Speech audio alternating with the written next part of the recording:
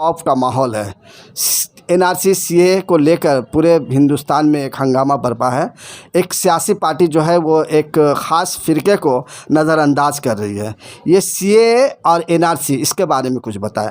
अभी कुछ दिन पहले अभिषेक बनर्जी ने बनगांव में एक सभा से खिताब करते हुए कहा था कि अगर मोदी और अमित शाह एनआरसी को हटा देते हैं तो हम सीए के हिमायत में रहेंगे। देखिए, ये बात तो टीएमसी की घर वापसी का जो मामला है उसका परिचय है। आपको याद होगा कि अगस्त महीना 2005 साल में ममता बनर्जी ने लोकसभा में इस मुद्दे को उठाया था और इतने सालों बाद अभिषेक ने उसी मुद्दे पर फिर उन्होंने कहा, तो उनकी घर वापसी हो रही है। और ये बात साफ है कि सीए का जो बुनियाद है वो गैर दस्तूर या गैर संविधानिक हम कह सकते हैं। इसलिए कह सकते हैं क्योंकि हमारा संविधान का जो प्रीएम्बल है वो कहता है हिंदुस्तान सेकुलर है। कोई भी कानून हमारे संविधान में धर्म के ऊपर में या मज़हब के ऊपर में भेदाभेद करके या फ़र्क करके नहीं बनाई जा सकती है। और सीए के मुद्दा अभी कोर्ट में जिस तरीके से 200 से ज़्यादा संगठनों ने जो मुद्दा उठाया है वो है कि सीए मज़हब को सामने रख करके कुछ मज़हबों को जगह दे रही है, कुछ मज़हबों को अलग कर रही है। ये हमारा संविधान, हमारा दस्तूर का जो बुनियादी सोच है वो बुनियादी सोच के खिलाफ़ है।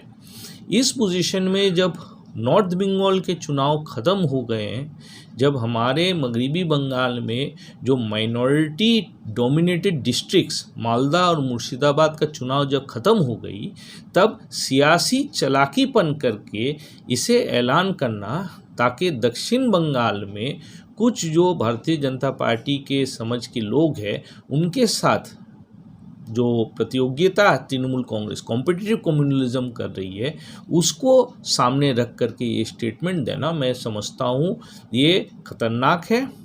टीएमसी का जो पोजीशन है वो साफ हो गया है, वो सीए के पक्ष में है और सीए एक कम्युनल कानून है और टीएमसी एक कम्युनल कानून को समर्थन कर रही है। सर, 2019 में आप डायमंड हार्बर से एमपी इलेक्शन में आप खड़े हुए थे और इस बार सायरा साहनी साउथ कोलकाता से खड़ी हुई है। ऐसे में क्या लगता है कि सर इस बार क्या रिजल्ट आने वाला, कुछ अपसेट होगा? देखिए, 2019 का जो मामला था उसके बाद हमने देखा कि 2021 की चुनाव हुए और 2021 के बाद बाई इलेक्शन बालीगंज के चुनाव हुई, जहां पहली बार बाएं महाज ने बीजेपी को पीछे रख करके टीएमसी को शिकस्त देने के करीब पहुंच गई थी। उसके बाद हमने देखा सागर दिघी का चुनाव हुआ, जहां बाएं महाज और कांग्रेस का जोट ने वो इलेक्शन जीत गई। बाई इलेक्शन जीतना एक अपने आप में एक बहुत अहम एक रिज़ल्ट है।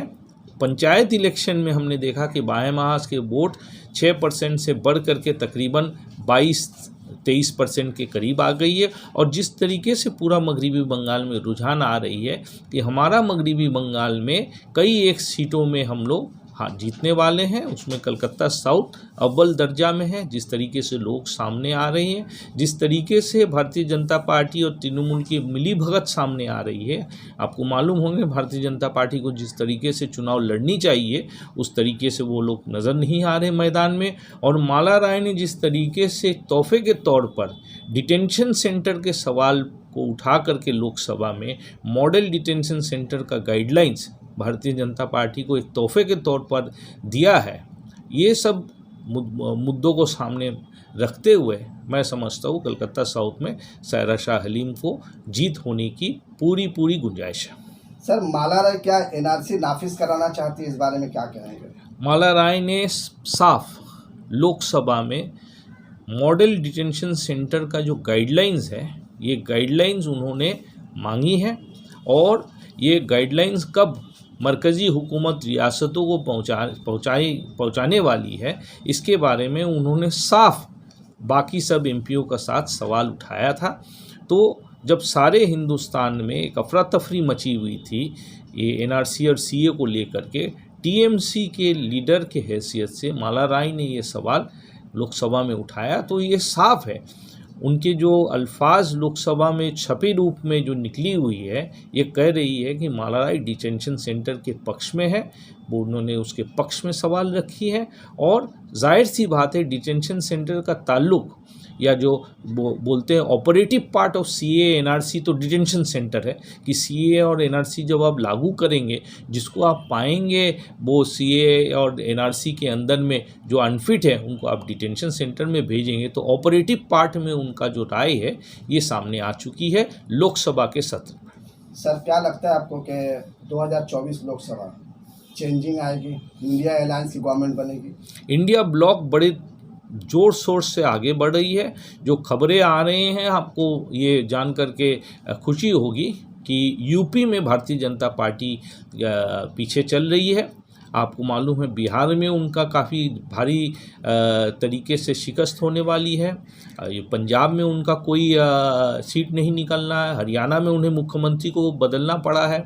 आपके मध्य प्रदेश में उनका जो पोजीशन ढीला है, राजस्थान में उनका पोजीशन ढीला है। कुल मिला के साउथ इंडिया में शायद ही उनको डबल डिजिट में एमपी निकाल पाएंगे। तो इस परिस्थिति में मैं समझता हूँ बंगाल की तरफ से इंडिया ब्लॉक का कांग्रेस और बाएं महास का जो गठबंधन बना है ये काफ़ी सीट लेकर जाएंगे, ताकि केंद्र में नरेंद्र मोदी को पूरी तरीके से शिकस्त मिलने की जो इंतज़ाम है उसे मुकम्मल करेगी। सर अभी हालिया दिनों में टेलीग्राफ में एक न्यूज़ आई थी कि बिजली की जो खर्च हो रहे हैं वो कंज्यूमर से लिए जाएंगे। लगभग हर एक कंज्यूमर को 10,598 रुपये घर से पे करने पड़ेंगे।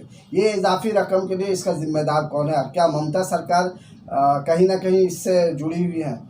देखिए, दो चीज़ है। एक है टेलीग्राफ अखबार में 10 मई को 3 इश्तिहार निकले और इन 3 इश्तिहार में 2019-20, 20-21, 21-22 का इनका जो हिसाब है जो कलकत्ता इलेक्ट्रिक सप्लाई कॉरपोरेशन ने दी है, उसके मुताबिक वो लोग इलेक्ट्रिसिटी रेगुलेटरी जो कमीशन है बंगाल में, उनके पास उन्होंने दरखास्त पेश की है और दरखास्त में वो कह रहे हैं कुल मिलाकर के 3,632 करोड़ रुपया वो लोग रिकवर करना चाह रहे हैं।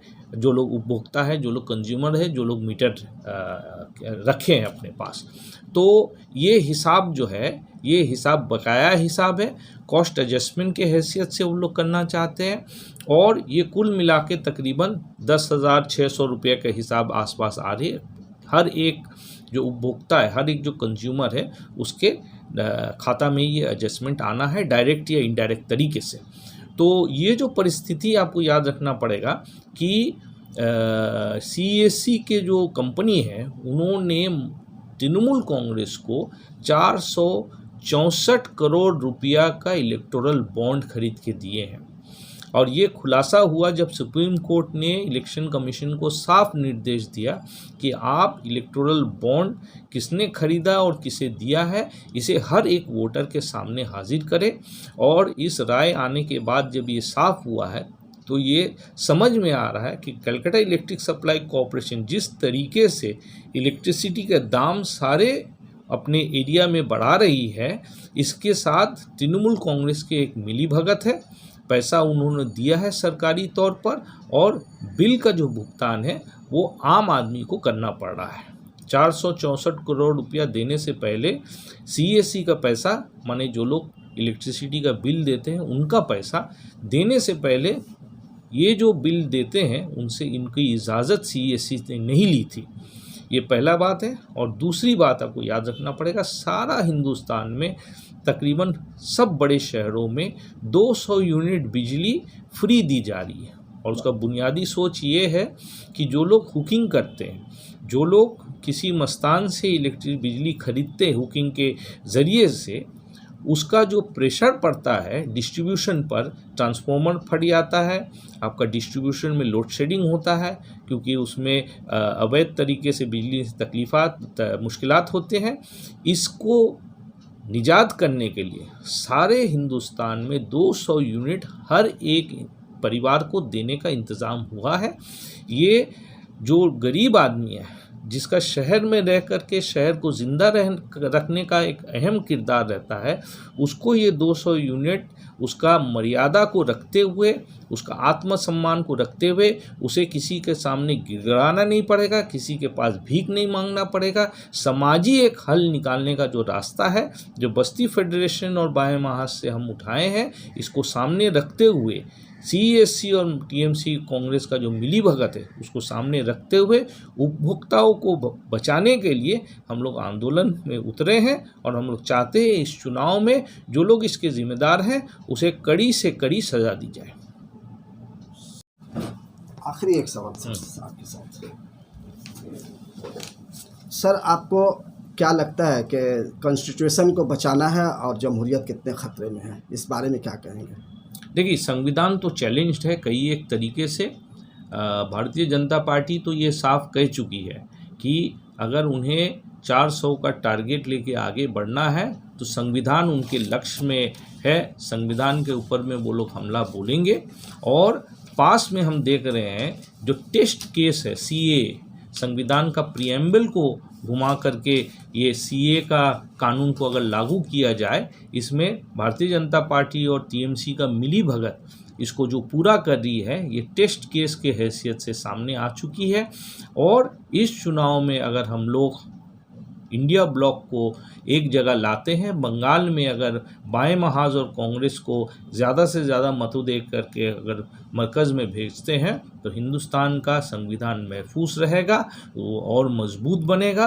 और आज़ादी के जंग में जो लोग शहीद हुए थे, वो लोग जिस तरीके से एक सेकुलर मल्टी प्लूरल सोसाइटी के बारे में सोचे थे, जहां आम आदमी अपना हक का लड़ाई लड़ सकेगा, वैसे एक समाज को हम लोग बरकरार रख पाएंगे। साउथ कोलकाता लोकसभा कॉन्स्टिट्यूएंसी के वोटर्स को क्या अपील करेंगे, क्या मैसेज देना चाहेंगे? जी, मैं ये अपील करना चाहता हूँ, कोलकाता साउथ एक इनकलाबी सीट है। कई सालों तक हमारा बाएं महाज का परचम इस इलाके से लोकसभा में उड़ाई गई है, जिसको फिर वापस वो तरक्की पसंद एक जहनीत का जो और मिजाज का जो परिचय है, उसको वापस लाना ज़रूरी है। और सारे कोलकाता साउथ के जो वोटर हैं, उनसे मेरी ये इल्तिजा है, गुजारिश है कि बाएं महाज और कांग्रेस के समर्थन से CPIM के nominated candidate comrade Saira Shah Halim को आप वोट दें, ताकि आपकी आवाज़, गरीब आदमी का आवाज़, जो मेहनत कष्ट आदमी का आवाज़ है, जो आदमी परेशान है, उसकी आवाज़ लोकसभा तक पहुँचे। बहुत बहुत शुक्रिया। तो ये थे डॉक्टर फवाद हलीम साहब, एक पॉलिटिकल लीडर के हैसियत से उन्होंने बहुत बेबाकी से अपनी बातें रखी। डॉक्टर साहब, आपका बहुत बहुत शुक्रिया। बहुत बहुत शुक्रिया।